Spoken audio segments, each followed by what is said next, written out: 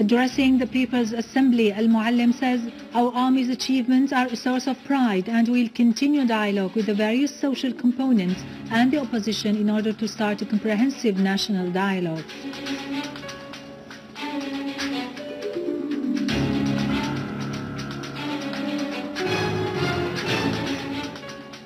The Zionist enemy violates the disengagement agreement and fires missiles and tank shells from the occupied Golan in the direction of a school and a mosque.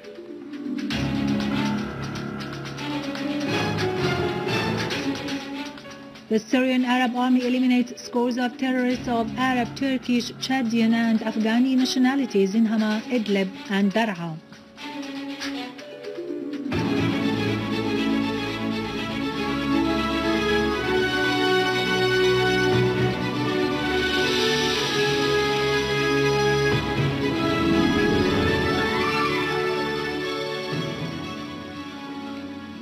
Good afternoon, ladies and gentlemen. This is Yabroud Krikorian with the news in English. Headed by its Speaker Mohammed Jihad al-Laham, the People's Assembly was briefed today by Deputy Prime Minister, Foreign and Expatriates Minister Walid al-Muallim on the latest political developments related to the crisis in Syria. Al-Laham started the session recalling the Syrian diplomacy's ability over the past decades to overcome a lot of conspiracies hatched against Syria's stand of resistance in defense of the Arab nation's rights and main cause, that of Palestine. Today, he added, it proves once more its ability to confront the most ferocious contemporary political assault against Syria. Al-Muallim, on his part, said the coalition delegation during the Geneva conference had been working according to clear instructions that verged on illusions, and therefore it was not ready to discuss any subject beyond the so-called Transitional Rule Commission. He said, "We want the coalition delegation to be committed together with the countries that support it to the addressation of the sources of terrorism.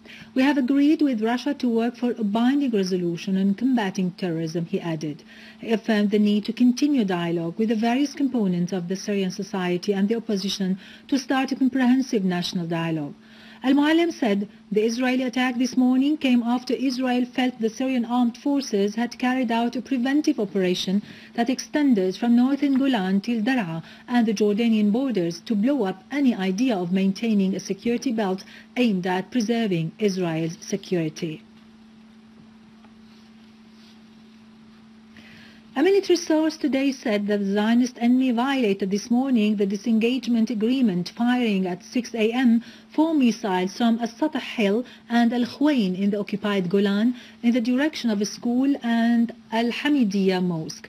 It also fired 4 tank shells at 6:30 in the direction of Al-Hurriya position and opened its machine gun fire towards Al-Hamidiyya site, injuring 7 security men and 4 civilians. The source affirmed that this aggression confirms the direct involvement of the Zionist entity in supporting and backing the terrorist groups and proves beyond any doubt the extent of coordination between the Zionist enemy and those groups at this time when the terrorist groups are receiving severe blows by the heroes of the Syrian Arab army in an attempt on the part of the Zionist enemy to alleviate the pressure on them. Asserting that such aggressions will not prevent it from carrying out its tasks in pursuing the armed terrorist groups and eliminating them, the source added, the Army General Command warns against the repercussions of getting involved in such adventures and of attempting to test the Syrian Arab Army's fighting abilities.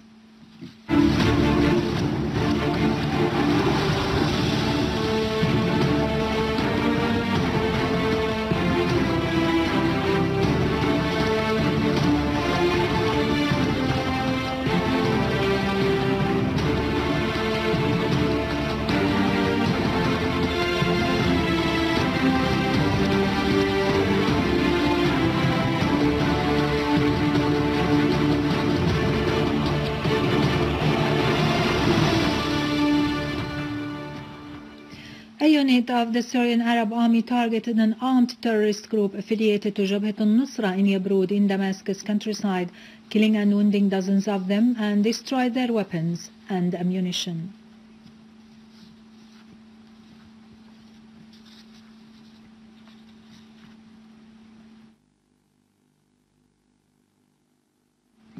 In Idleb countryside, Syrian Arab army eliminated many terrorists targeting their gatherings in Tal al-Qar and Khan Sheikhoun. Most of the killed terrorists were non-Syrians, including Saudis, Iraqis, Chadians, Jordanians, Kuwaitis, Turkish, Afghans, Egyptians, and Tunisians. In Aleppo, Syrian Arab army killed a number of terrorists in the neighborhoods of youth residential buildings Hanano, Qadi Askar, and Bustan al-Qasr. Syrian Arab army units also targeted 7 villages of Aleppo countryside, in addition to the vicinity of the central prison and the industrial city, killing a large number of terrorists. In Hama suburbs, a citizen was killed and 4 children between 5 and 14 years old were kidnapped in an attack by an armed terrorist group targeting citizens near Al-Rastan Dam Lake in Jordanian village. Also in Hama countryside, the Syrian Arab army eliminated a large number of terrorists and injured others, some of whom were carrying Arab nationalities, and destroyed a vehicle loaded with weapons and ammunition. Among the terrorists were 2 Saudis and a Libyan. In Homs suburbs, the Syrian Arab army continues to advance in the direction of Daraa village, tightening control on a deep hill, eliminating the snipers there. The Syrian Arab army is still advancing along the hill's axis to surround the terrorists in Daraa and take control of the area. In Daraa countryside, Syrian Arab army units eliminated a large number of terrorists, including leaders from Jabhat al-Nusra, and destroyed their 2 vehicles on the southwestern side of As-Sura village west of Al-Harak. The Syrian Arab army also targeted terrorist gatherings in 3 sites, killing and wounding a large number of them.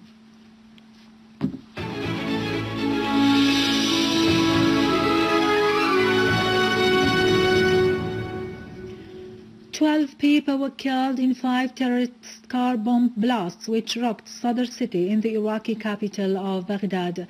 An international counter-terrorism conference is scheduled to be held in Baghdad on March 12 and 13 with a wide participation by international and Arab countries and the presence of the UN, according to the Iraqi Interior Ministry.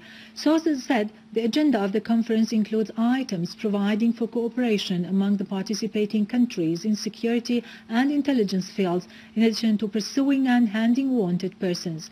Earlier, Iraqi Prime Minister Noor al-Maliki called many times for holding an international conference to combat terrorism and cited the attempt of al-Qaeda to exploit chaos in the Arab world to impose its agenda. In a new attempt by extremist terrorists to create tension in the Lebanese city Tripoli, 3 people were wounded when gunmen threw a hand grenade on Barsan Cafe in Az-Zahiriya area in Tripoli, causing also material damages to nearby shops. In Baal al-Darawish, another grenade was dropped without causing any injuries. In Ukraine, the Prime Minister of Crimea, Sergei Aksyonov, said that the current Ukrainian regime in Kiev is illegitimate. He added that the residents of the Republic of Crimea are the ones who are entitled to determine their future. Meanwhile, more than 500 detainees in the Ukrainian city of Odessa raised the Russian flag in the local administration building in rejection of the new authorities in Kiev. Russian Foreign Minister Sergei Lavrov stressed during his meeting with EU Coordinator for Foreign Affairs Catherine Ashton in Madrid that naturalizing the situation in Ukraine depends upon the basic principles signed between the 2 sides on the 21st of February. It is to be mentioned that the agreement was signed between President Viktor Yanukovych and the opposition, which also included introducing constitutional reforms.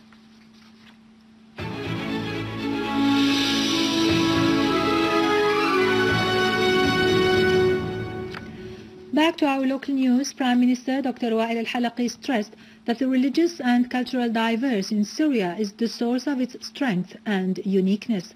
He pointed out that Syria will remain symbol of religious harmony and coexistence. Dr. al-Halqi met with Archbishop Luq al-Khoury for Roman Orthodox Church of the Antioch and the whole East and discussed with him the latest developments, stressing the importance of religious integrity in the light of the Takfiri ideology targeting Syrian society.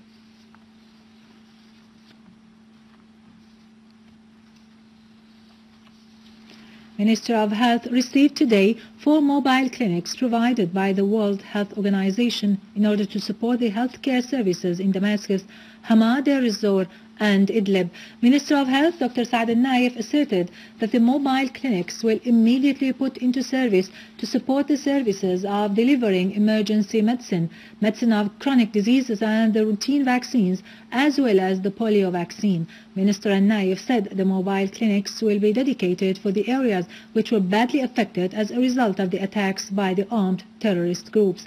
For her part, WHO representative in Damascus, Elizabeth Hoff, said that the organization has included in its plan for the year 2014 providing 40 mobile clinics for the Ministry of Health and for the non-governmental societies which are concerned with health. WHO is committed to support primary health care, so we will have now provided the additional 4 that are here, but we have ordered already 30 new ones, and most of them for Ministry of Health, but also for NGOs around the country. And now over to latest business and market news, but after a short break, stay tuned.